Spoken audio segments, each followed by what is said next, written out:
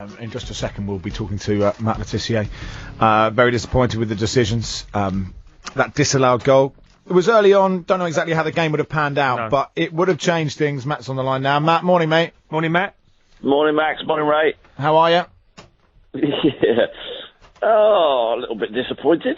Yeah. I was saying, for Southampton fans, the chance of silverware is not once every 2 years or every 5 years. It's sort of twice a lifetime, isn't it? So it sort of when things don't go your way, it makes it all the worse. And you played so well. Oh, they did. I mean, we're incredibly proud of the team. It was a fantastic fight back. I think the fans were outstanding. And it's disappointing that, you don't mind losing if you get beat in a fair and square manner. But unfortunately, you kind of look back on it and again, it's an official that, has a big impact on the game of football. And that's not right. And sadly, there's stuff that can be done about it, which the FA and FIFA refuse to do, because video technology is in plenty of other sports. And I've been saying for years now it should be. It's not just because of this. I've been saying for years that it should be brought into football. No goal should ever be ruled out because of a wrong offside decision. And I think that technology has to come in sooner rather than later, because if you look at the Bournemouth-Manchester City game last week, when Bournemouth had a goal disallowed, neither the referee or the linesman saw the infringement, but the goal got disallowed because the referee got a message from the fourth official to say there was a foul in the build-up. Now, in a cup final, when a goal is scored like that, surely Andre Mariner should have gone over to his linesman, bought himself a little bit of time, and by the time he'd walked from where he was to the linesman, the replay would have been shown, the fourth official would have known that it was onside, and he could have told him, he could have given the goal, and the right decision would have been made. But he can't do that when it's not the rules, can he? I mean, I'd take your point. It'd be the right decision. Common sense, though, isn't it? You're not listening, Max. They did it, Bournemouth against Man City, it happened just 2 weeks ago. So if they can do it... But should that have happened? Do it for Man City. Yeah. If they can do it for Man City, the big team in that game, but they can't do it against Manchester United, the big team in our game, what's the difference? Do you think it is? Do you think it is about big? Do you think it is about big clubs?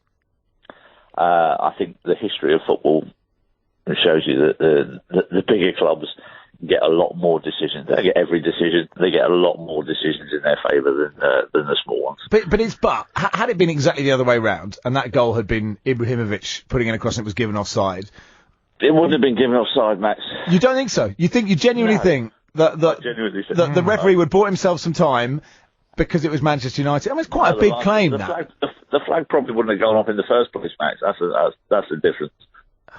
Oh, that's interesting. I mean, it's interesting. I mean, I don't know. I mean, you watch enough football, Max, to realise that those big teams get so many more decisions. You must see that, surely. I just think I don't want to make. He's thinking of Cambridge United. Don't get any decisions. I've never seen a decision given to anyone. Matt. You're just thinking that the officials are just not very good, and that was just a genuine mistake. Well, I just think I think it was a genuine mistake, and being a linesman is an impossible job. I mean, it's been proven it's an impossible job because you can't look in two places at one time. But it is a big claim, Matt, to say there are certain decisions, Max, where I'll agree with that, because there are certain decisions where it's so difficult and the margins are so close that you can understand why a mistake has been made. I'm the first person to admit that. But yesterday's decision, I still can't understand how he can give Gabbiadini offside when the ball was played by Cedric.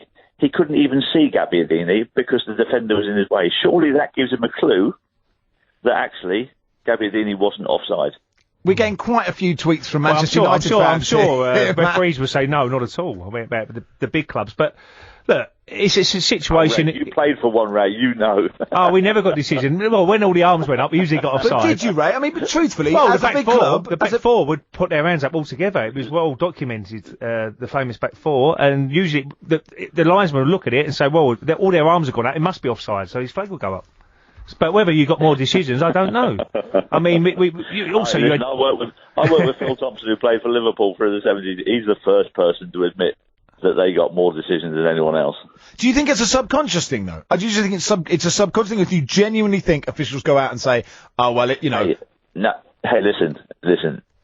It was one mistake in the game. Yes, it would have put us 1-0 up. You know, we don't know if Manchester United would have come back and won 5-1. Do you know what I mean? It's just... the point about it is it just makes it a little bit galling that you play so well and you're let down by the officials. You know, we don't know what would have happened. Well, I think a lot of managers... I'm the first person to admit that. A lot of managers would have said that this season about quite a few mistakes that they've made, Matt. You know, I think it's one of them situations. How do you stop it? I mean, I think there was a period of a few weeks where Manchester United were given 6 offside goals were given in their favour at Old Trafford this season. Now that's a lot. Do you know what I mean? So in the space of a few weeks? And Jose still come out moaning about the referee's decisions. You just go, oh, hang on a minute. You're getting an interesting reaction here. Tom says, I agree with everything you just said on talkSPORT. He supports Man City. Yes, he does. Craig says, well done. A lot of people, Matt, saying sour grapes on the text and the Twitter here. Oh, well, if it was sour grapes, I wouldn't have tweeted how good a free kick that Ibrahimovic scored yesterday. Do you know what I mean? I'm not... yes, I might be a little bit biased towards my team, but I'm not unreasonable. As I just said, you don't know what would have happened. You know, Manchester United might come back and won 5-1, but you just want the officials to do their job properly and give yourselves the best chance. You know, we're playing against a team that are clearly better than us in terms of the squad that they've got. Mm-hmm. We went out there yesterday, gave everything we had. We're probably the better team over 90 minutes, and all you ask is for the officials to do their job properly and not make a glaringly obvious error that goes against you. So, and that's all I'm saying. But it is a big claim to say, look, big clubs get decisions all the time. If that is the case, how do you change? I'm not saying all the time. I'm saying more often than not. How do you change that? Video refereeing would help because they wouldn't have that. They wouldn't have that get out of going, oh, I made a mistake. Sorry, because you'd have video technology there and you'd be able to rectify it on the pitch before the result is changed. Can you look back at the game? You know, can you stand back yet and say, I'm just so proud of everything they've done and what a brilliant job it was to get to the final? I tweeted that yesterday, Max. Incredibly proud of the football club, the players, the fans were outstanding.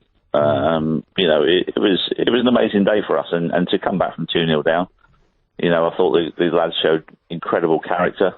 And unfortunately, in Ibrahimovic, they had the star man and the one that stepped up in the big moments and got himself a couple of goals. And you know, he's been excellent this season. You know, he's obviously going to be a huge contender for Player of the Season, and rightly so. And Matt, another player who stepped up to the occasion was Gabbiadini. What a signing he's been. He's been absolutely different. Because when you buy these sort of players from abroad, and you never know how they're going to turn up and get used to the Premier League, how quickly it takes them. But he's hit the ground running. He's been superb signing for you.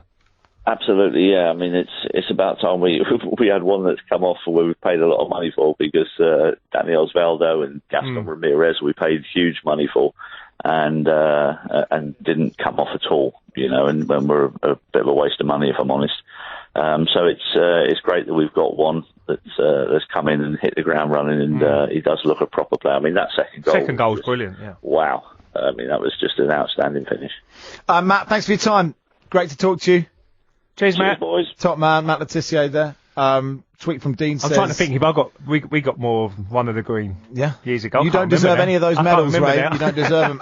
Love to hear your thoughts if you want to react to that. 08717 222244. There's a tweet saying Manchester United have scored 8 offside goals this season, conceded 9 onside goals against them, ruled offside. # campaign against United. Look, I think it's one sort of saying it made it sound like it was some sort of orchestrated campaign against bigger clubs. I mean, subconsciously maybe, but I don't think so. No, I